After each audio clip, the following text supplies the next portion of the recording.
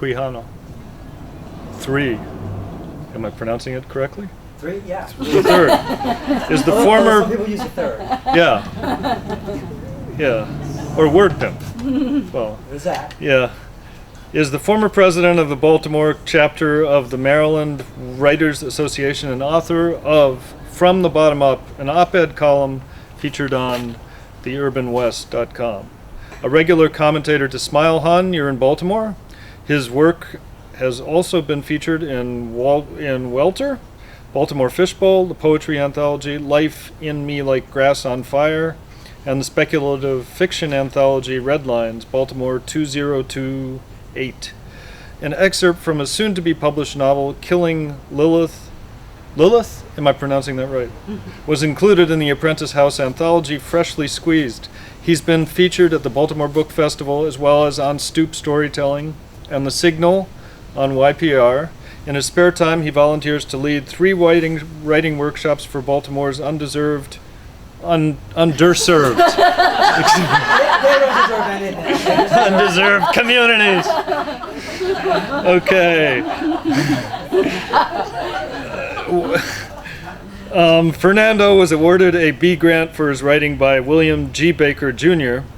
Memorial Fund in 2011. Check out Fernando's blog, The Word Pimp Spits Wisdom, Like Seeds. You can friend Fernando on Facebook. Reading, and so come on. Yeah, read what you got. Thank you. Hi, everybody. Okay, so, yeah, I guess 5 years ago now, I got one of my stories published in Smile. I've got my little Smile Hun, you're in Baltimore t-shirt on, and I got a story published in there, and then I've just kept compiling stories. I think I've got enough of them now between what they've published for me and what I have on my blog that hasn't been published yet to put together a little compilation, but I'm a lazy writer, so I've got this. I've got copies of most of these if you're interested. I'm going to start off with this one. It's really short, and it's kind of cheating. I'll explain later. So there I am, sitting near the back of the number 13, working out the national debt in my head, on my way to Fells Point when I noticed this woman getting on with a little boy, who I figure is her son. As soon as I see her, I know she's junked. Her hands look painfully swollen and puffy, her cheeks gaunt and sunken in, like someone had dug them out with a soup spoon. Dried spit, caked white, crust on each corner of her mouth.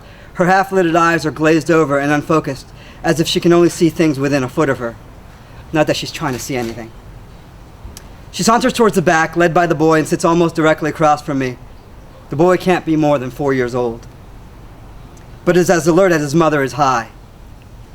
She spends her time nodding off, in and out of the heroin-induced nirvana in her mind, while he maneuvers from seat to seat, alternating between looking out the window and catching his mother before she falls out of her seat and onto the bus of the floor. He begins to get more agitated as we round North Avenue and start heading south. Every few blocks he tries to wake his mother up, each time with a little more desperation. At best, she offers him nothing more than a quarter-lidded nod with a bit of a snort for good measure. At worst, she doesn't even acknowledge his existence. Finally, he stands up on his seat and rings the bell himself. His cute little fingers barely able to reach the yellow stripe. As the driver slows to their stop, he hops down and starts tugging at his mother's arm. "Mama, Mama," he squeals, "we gotta get off here!" Just loud enough to snap her out of her state of euphoria and bring her back to the city of Baltimore, at least long enough to let him guide her off the bus. Listening to the little boy's voice, ingraining itself inside my brain, takes me back to when I was his age, guiding my mother through the New York subway system, making sure we got on the L train and not the R, lest we end up in Grand Central Station rather than Union City, New Jersey. I wonder if he sits like I used to, in front of the television watching reruns of Batman and Gilligan's Island, chomping on a box of Lucky Charms, hoping that Batgirl would show up in that skin-tight jumper, or that the professor would finally get them off that fucking island. All the while, my mom would be slouching in a chair in the next room with lines of drool making etch-a-sketch patterns on her chest, while she mumbled how much she missed her friend, Janice Joplin, it turned out to be. I would just hope she could work off her fix in time to cook something for dinner before I went to bed. I realized that the bus is almost empty. We're almost at my stop, the last stop. I used this I use my sleeve to wipe the tears off my face and the drippings from my nose, wondering how long I've been crying. Was I wailing? Who had noticed? Who cared? I send my heart out to the little man one last time, wondering if he would have the same chances I had, the same luck. I wonder if he too would grow up too early because of the premature responsibilities, missing on a childhood you only try to relive once it's too late. I shake my head. More than likely, he'll just be another casualty, found lying in the street in his teens with a few bullet holes in his face. Which fate was better? I finish composing myself as I walk towards the front of the bus, wiping my sleeve on my jeans so the mucus won't stain, trying to shake that boy's voice from my head. And it's times like these when I think I can feel the pain of the whole world, but I'm powerless to ease it. I think about dinner as the bus door slides shut behind me. So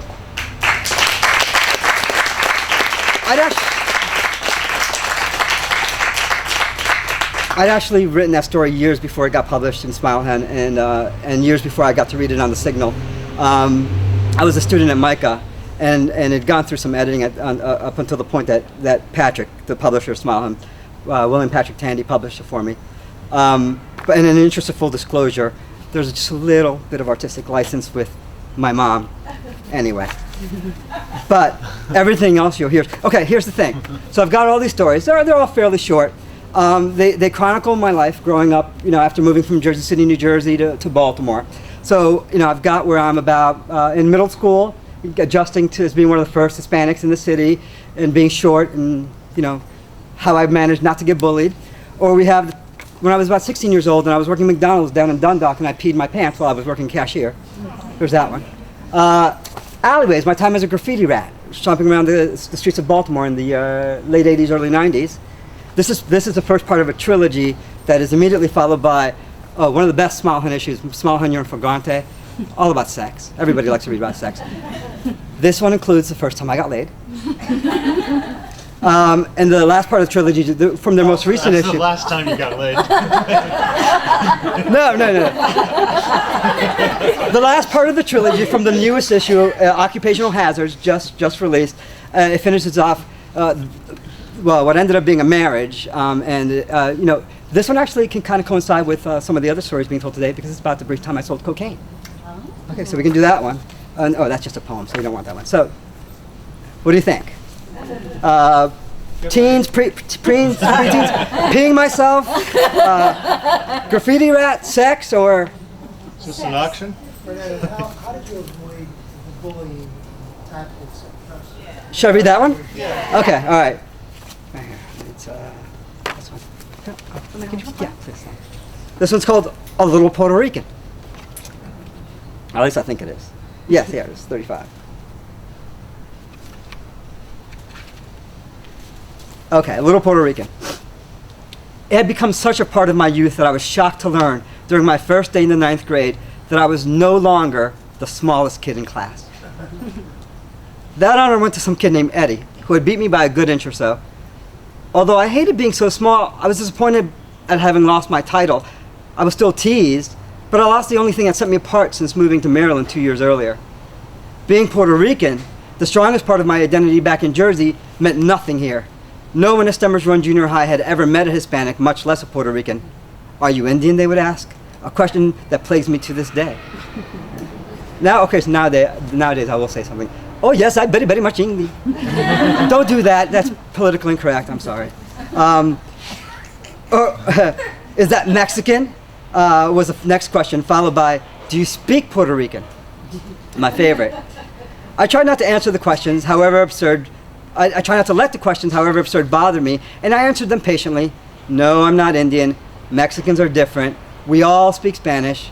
I also started using Freddie, my father's nickname, because I couldn't stand the twang they added when they said Fernando.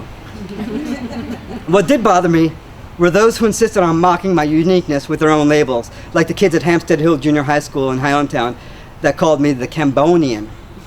Or those in high school that refused to consider me anything besides Mexican or the immigrant.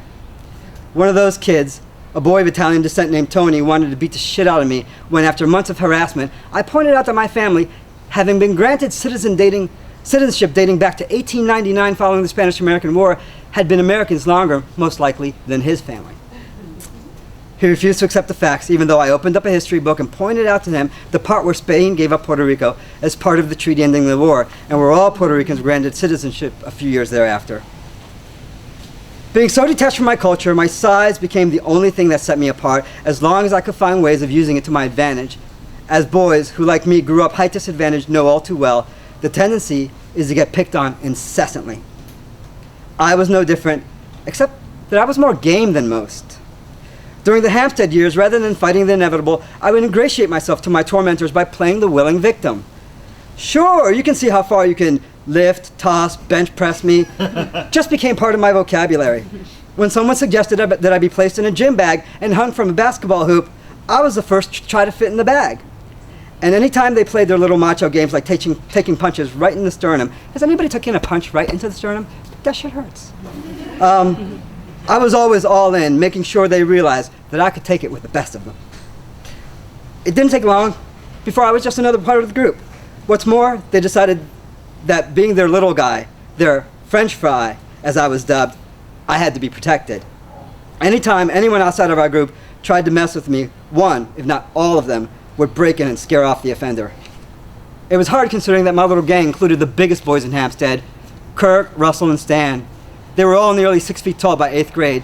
Kirk and Stan, there might have been some, getting left back involved in some of that side. That might explain their size. I once got to see Kirk and Stan wrestle each other near Patterson Park. Afraid of getting in trouble, we all scattered after Kirk picked Stan up and slammed him into a car, leaving a huge Stan-shaped dent on the side. There was a downside. I could never stick up for myself. Even when I wanted to, I was seeing this girl named Bobby Jo, who I'd met on the playground in Patterson Park. She was one of the first girls to show any interest in me since I'd moved to Baltimore from Middle River. One day, when Bobby Jo wasn't around, her cousin Tammy came over and introduced herself. She also introduced me to French kissing. Jimmy, one of my not-so-big friends, was the only one I told about the experience. I told him not to mention a word. I wanted to be the one to tell Bobby Jo so that I could break it to her as gently as possible. But when I saw Bobby Jo the next day, she already knew. Jimmy had told her. Furious, I found Jimmy on the playground, and after a few choice words, punched him in the mouth. I wanted a chance to beat the piss out of him. He was eager for a little mano-a-mano, but Kirk and Russell weren't about to let me get in a real fight. They stepped in and kept us separated. Granted, when Jimmy's big brother Joe came around looking to exact revenge for hitting Jimmy so hard that he had to have the orthodontist separate his lips from his braces, the guys were there to stop that too. Lucky me. Looking back, I'm grateful to have had them around. Kirk once saved me from a stint in juvie. There was one idiot in my class, I can't even remember his name, who just seemed to have it out for me. Coming in late for school one day, he took the opportunity of passing by my desk to knock my books to the floor. When I got my chance, I knocked his books across the room. Next period, gym, coming out of the locker room, I felt an arm wrap around my neck and yank me to the ground. The idiot was choking the life out of me, and the more I struggled, the harder he squeezed. Finally, just when I thought I would pass out, he let go. Once I caught my breath, I peeled myself off the ground and picked up the first thing I could find, an aluminum baseball bat. The bastard had his back turned to me, chatting with some friends. I crept up close behind him and swung as hard as I could. The bat stopped inches from his head with a smack as Kirk caught it in his hand. "Freddie, are you nuts?" I remembered Kurt yelling as he yanked the bat out of my hands. I felt nuts. I must have looked at you, judging by the fear in that kid's eyes when he spun around and realized how close he'd just come to getting beamed by the little Puerto Rican. I didn't have any problems with him after that. High school pretty much broke up our little band. I was able to get into Baltimore Polytechnic while everyone else was fated to attend Patterson High School, their zone school.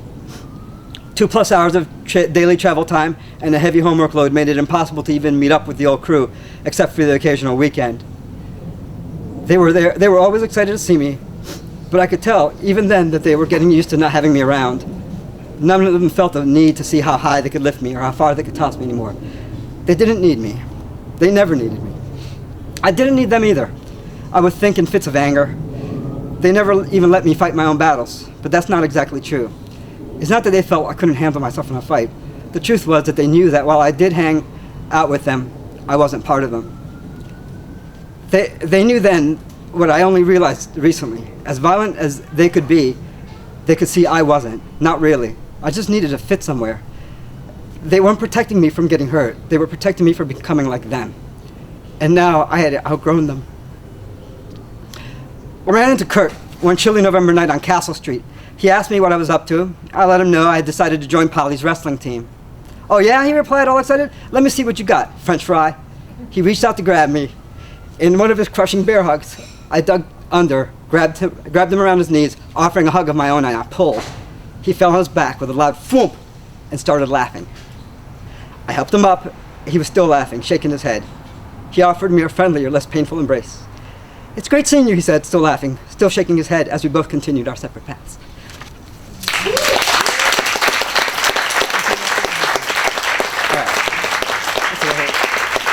Oh, perfect. Okay, one last little short one, if I can get to it here.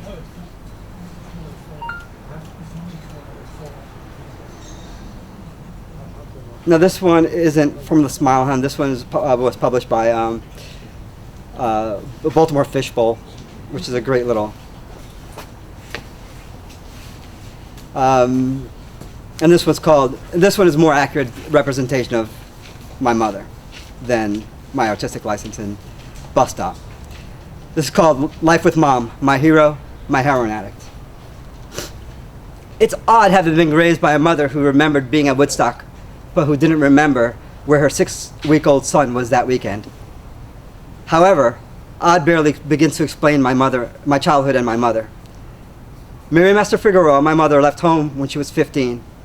The story my mom told me was that her mother had caught her kissing a man. My mom had caught her kissing a man on the fire escape during her birthday party. She had dragged my mother in by her hair through the window back into the party and proceeded to beat her in front of her guests.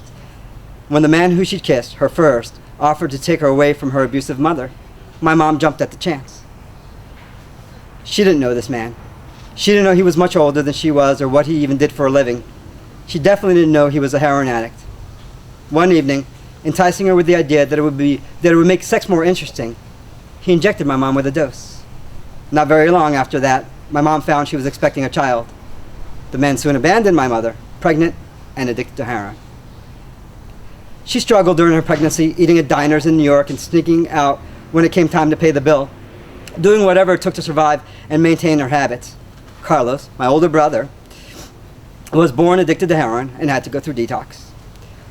My mother, frustrated that her child didn't even have a crib, he slept in the bottom drawer of a dresser stuffed with a blanket, finally went back to her mother, pleading with her to take her back. My grandmother turned her away, but offered to take Carlos. Having little choice, my mom obliged. I was not born addicted to heroin.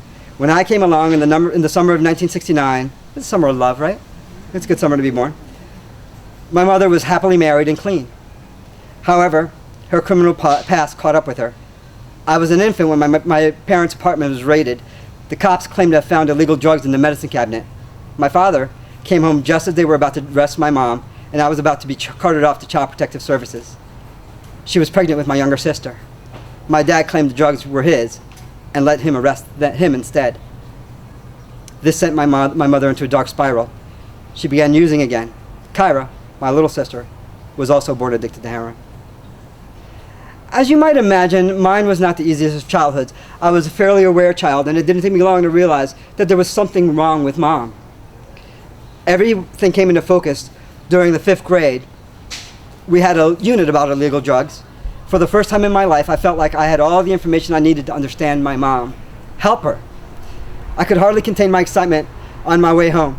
I barely stepped through the door of our apartment in Hoboken when I started telling Mom everything I learned, and that I finally understood what was wrong, and that I could help her stay off drugs.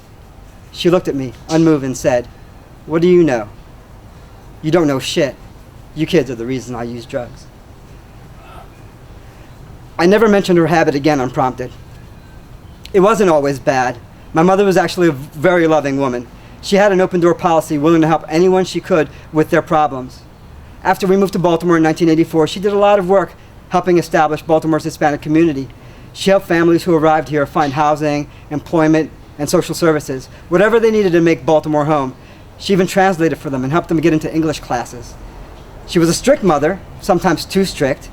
She beat my ass. She put an emphasis on education and expected her children to achieve their potential, and she didn't accept excuses. Most importantly, she believed in us. Mom always told us to believe in ourselves. She supported my desire to be a writer, yay Mom, from a very early age, making me promise only that I would one day tell her story. But she also taught us that it didn't matter what we became. Fernando, she told me once, I don't care if you're a garbage man, as long as you're a happy garbage man. As long as that's what you want to do with your life, I'll be proud of you. That's perhaps what was oddest about my mother, that she could have such a profound understanding of life, but had to struggle so mightily to shake an addiction that wasn't even really her choice. She did eventually. Then in 1989, when she went through some training programs and got her first job working for the Census Bureau. We worked there together in an office in Towson. For the first time in my memory, I got to see my mother walk through life as if on a feather. She had purpose. She had drive. Sadly, that all stopped when she was diagnosed with AIDS. She only had it for some time, and it was already at an advanced stage. She died of AIDS-related complications in 1991. She was 41 years old, which is always kind of sad to me because I just turned 44 not too long ago. AIDS would also take the life of her brother, Andy, my Uncle Andy, whom she deeply regretted introducing to heroin. Uncle Andy, as I knew him, was the closest thing I had to a consistent father figure growing up. My little brother Joe, who was not quite 16 when Mom passed away, would end up in his own vicious struggle with addiction. He eventually contracted AIDS as well. We lost him on the day after Christmas in 2006. It was an odd feeling when I made it to my 42nd birthday this past 4th of July. Well, I guess now 2 4th of Julys ago, or 3. I was happy to have made it, but outliving my own mother bothered me. She had warned us that she didn't expect to reach old age. Mom constantly told me the story of how, after Woodstock, she brought Janice Joplin over to our place. That part was true. How Janice had cuddled and fed me. My mother was shocked to hear of her death just a little over a year later. She also realized that considering they shared the same habit, she may not be too far behind. When my sons each turned 13, I took them out to a fancy dinner. We discussed girls over appetizers. They each proclaimed to know much. I reinforced the need to treat women with respect and to protect against starting a family before being ready. Trust me on that one. Something my mother and I had both failed at. Over dinner, we discussed the perils of alcoholism and addiction. I told them my mother's story, the grandmother they only met as infants, and I was honest about my own struggles with alcohol during my early teens. Over dessert, I let them know that they could be anything they dreamed of. But I also let them know that I'd always be proud of them, even if they were garbage men, as long as they were happy doing it. Thank you.